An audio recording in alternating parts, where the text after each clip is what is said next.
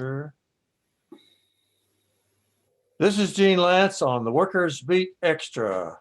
I want to talk about the environment and labor, so I dug up my friend Herb Keener. You've been doing this for a long time, haven't you, Herb? Uh, this time about 9 to 10 years, yes, sir. It's since they started the Blue Green Alliance between labor and environmental organizations. Right. I can see behind you there's a sign that says CWA. That's communication workers, right? Yes, sir. Absolutely. So you're active with the communication workers and you're active in the environmental movement. What kind of problems do you have trying to put those two together? Um, the problem with that is that you have to convince some of the trades that this is something that we need to look at. I mean, the reality is, as we saw on January 20th, when President Biden was inaugurated, he put it out there.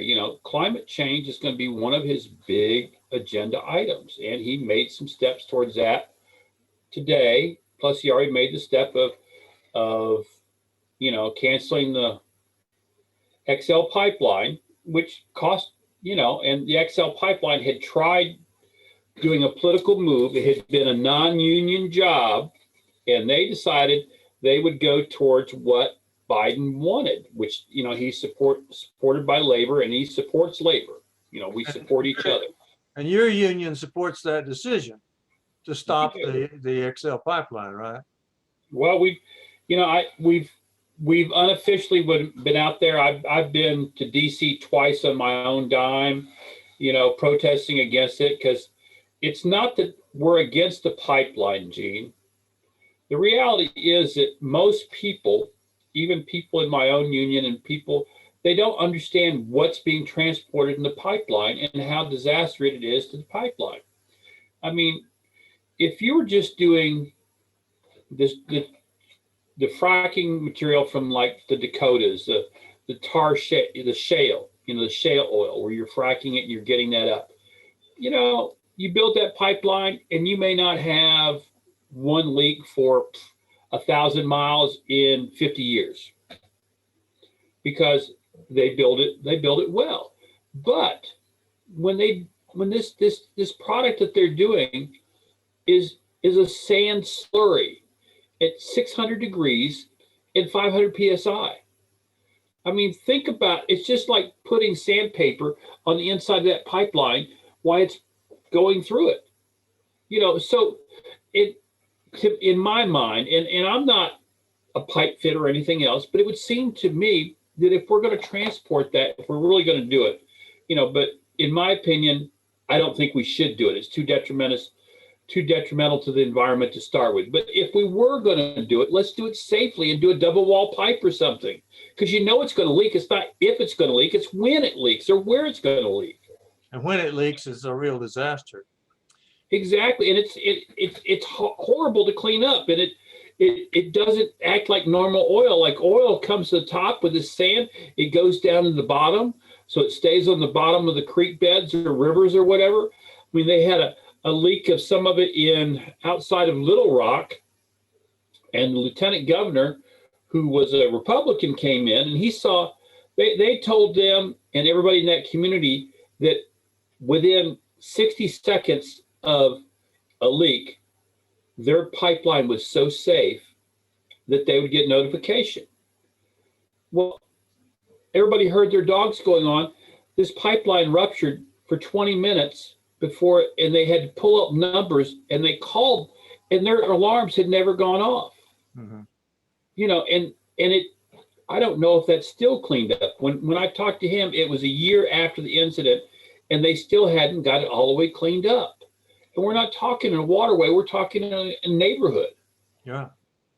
So you would probably guess, and I would guess, that all environmentalists are celebrating because President Biden is trying to shut down the XL pipeline. So they would all agree with that, but not all unions would. Oh, absolutely. The fitters wouldn't, and I would imagine the steel workers wouldn't, because the steel workers represent a lot of the refinery workers that are down in Port Arthur, which is where this is going to. Uh-huh. So you're right. Not all, and that's where when we start talking about where the environment wants to go, and there's, everybody's heard of the Green New Deal.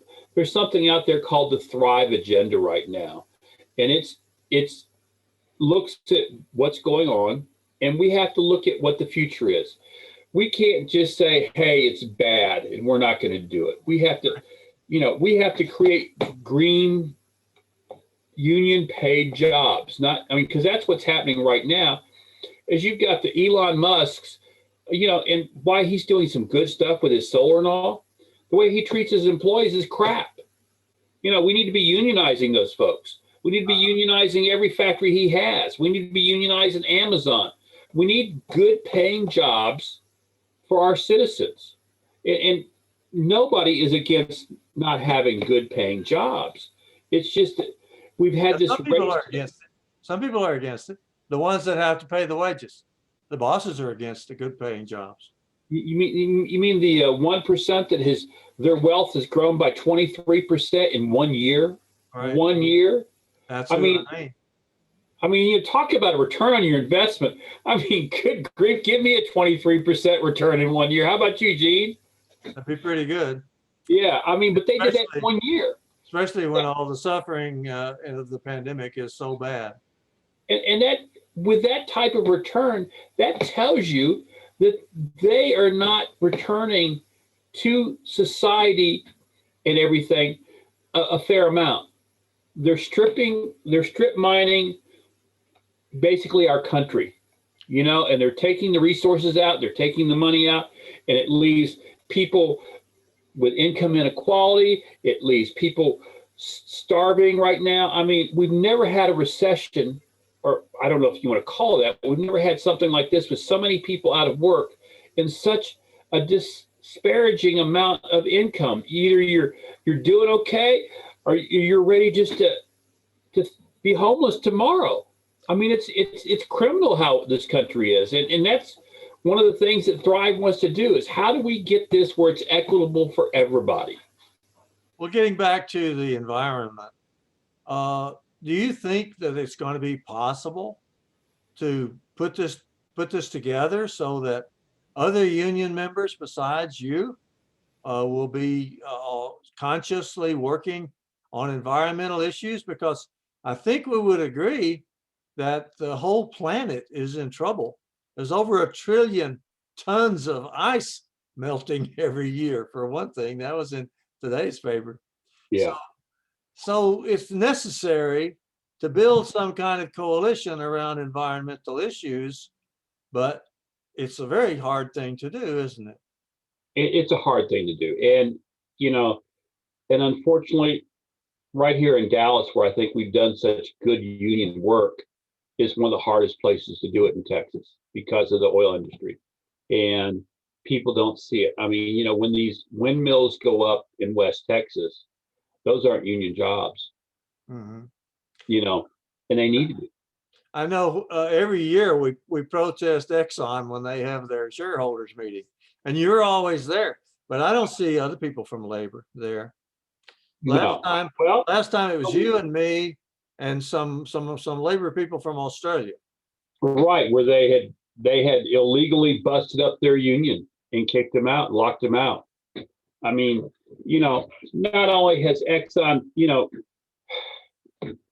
and people, that's where the thing comes in, is it gets complacent. It's like, well, it's not in my park. But when you look at the Thrive, I was looking at that again before we started talking, and you've got the Teamsters involved in this, because they know that they're going to be able to make some money, because you're going to have to transport, whether it's solar panels or wind turbines, you're going to need the trucks to transport that stuff. So it's going to benefit them. You've got American Federation of Teachers nationwide are all for it, because they realize they need to have union teachers in there teaching these people these new trades. Right. You know, so they're involved. And then you got SEIU, they're behind it. That's the service employees. Right. You know, I so also saw the Amalgamated Transit Union. You're talking about the Thrive agenda. uh-huh. Uh, that's that's a newer coalition, isn't it? Because we started off with the Blue Green Coalition, which is basically a labor initiative, right? Yes, sir. I think I can show that that website for the Blue Green Alliance, and it looks like a labor page. It is. It's Steelworkers is strong behind it. CWA was strong behind it. You know, I mean, and it was retooling. You know, and it just didn't go far enough. And It look at that slogan right there. Americans don't have to choose between creating good jobs and protecting the environment. We can and must do both, they say. So that's the point of division within the labor movement, because some people will say that their jobs depend on some company that's polluting, and they don't want to take away those jobs, but even though the company is polluting. So if we can really create good jobs and protect the environment, then we have the groundwork for a really great coalition. I think, you know, we need to look at it in a broader spectrum, because the bottom line is that it would be a lot easier to do if unions were stronger. You know, and we've seen in Dallas in the last year, Dallas Fort Worth, we've unionized both the large papers. Uh-huh. And I see other things going in. And you know, Google has unionized nationwide. You know, so we need to start going after tech. And I think CWA is starting to do that, going after the tech jobs. I mean, when Google signed on, they had 200 members right off the bat. Within a week and a half, they've gone up to 700 members. And I believe it's over 1,000 now. It's only been 3 weeks. You know, so as we start getting that there, because I think people are seeing the income inequality. It's not just environment. It hits so many things, because usually when you have environmental degradation, like you have at Shingle Mountain here in Dallas, you know, it's in the neighborhood that the rich folks don't care about. You know, let's put it over there. It's always in somebody else's backyard. Yeah, So we need to. the Shingle Mountain issue in Dallas was clearly an issue of environmental racism. Yeah, absolutely it was. And there's a lot of that going. I mean, you know, before that, you know, we had the lead smelter in West Dallas. Remember that issue back in the 80s? Yeah, the battery plant out there was putting lead into the environment and actually reducing the IQ of children for some distance around the plant. They actually had to dig up all the dirt and carry it away. Yeah, it was horrible. It was a long, long community fight to win that. And the Yeah. Blue Green, if the Blue Green Alliance had existed at that time, and labor had put some muscle into it, we might have gotten rid of it more quickly. Now, this new Thrive agenda that you're talking about, they have a website. It's thriveagenda.com, Mm-hmm. and it looks like they have a pretty good deal going. They have a bold plan for economic renewal, creating millions of jobs. And they believe too that they can coalition with a lot of people. And they have a long list of people that they're already coalitioning with. And as you said, several of them are unions, including the American Federation of Teachers. I see Right. the United Electrical, Radio, and Machine Workers of America and the United Food and Commercial Workers. Now, those are powerful unions that could be making a big difference on the environment. Yeah. So Well, give us your elevator pitch in 1 minute. How would you try to get more union people involved in your struggle to build this coalition of environmentalists and unionists? I would say, I understand this. What we need to do is we need to organize our way out of this. I mean, we all realize, all of my union brothers and sisters can see in Dallas or in Texas that so much income inequality and disparaging between, you've got in Dallas County, in Dallas alone, 42% of the people are below the poverty line. If we start organizing and start doing this, I mean, just in Dallas, the amount of electrical jobs we could get by solarizing people's roofs and doing that, if you start doing that in the areas where income is low, all of a sudden you've got them, they're getting basically free electricity, which lowers their expenses, which helps them raise themselves up out of their situation. And it produces clean energy at the same time.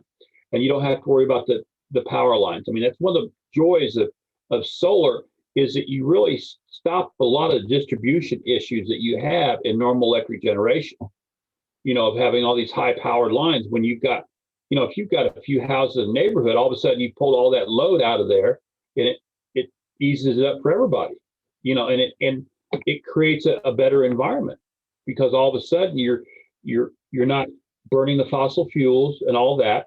And I had a friend of mine, he's got a Tesla, really it's a great car, but it's a lousy company. I mean, it's Mr. Anti-Union himself. I mean, it's horrible.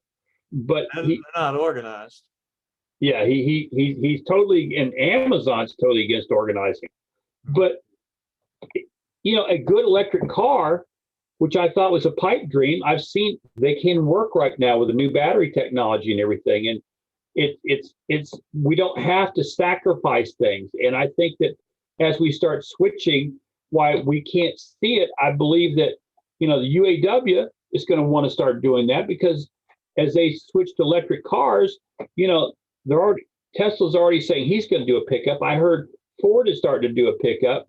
It's not going to be long before everyone's doing SUVs and all that in electrical with range. I mean, they're starting to get ranges of 400, 450 miles between charges. And as people start buying those, you're going to need a union electrician to go in there and put their charger in. You're going to be creating jobs. And that's how we're going to build our way out of this, is doing that.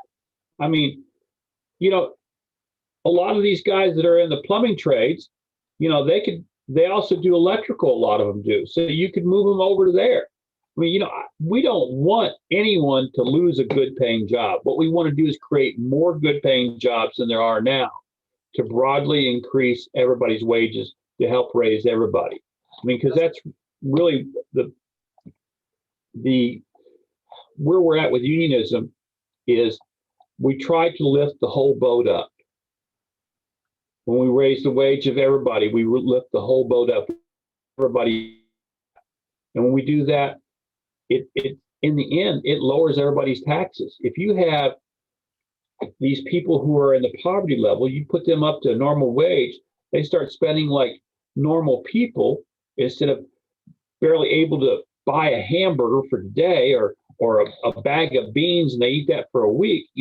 They start spending money because they have money. It puts more taxes in, because that's how they support Dallas County, is for sales taxes. And it helps increase everything going on. It goes through the whole food chain. We have to look at the long picture. Is it going to be easy to get there? No, it's not. But we can get there. And when we get there, it's going to be better for everybody. All right, that looks like a great place to stop. This is Gene Lantz on the Workers Beat Extra.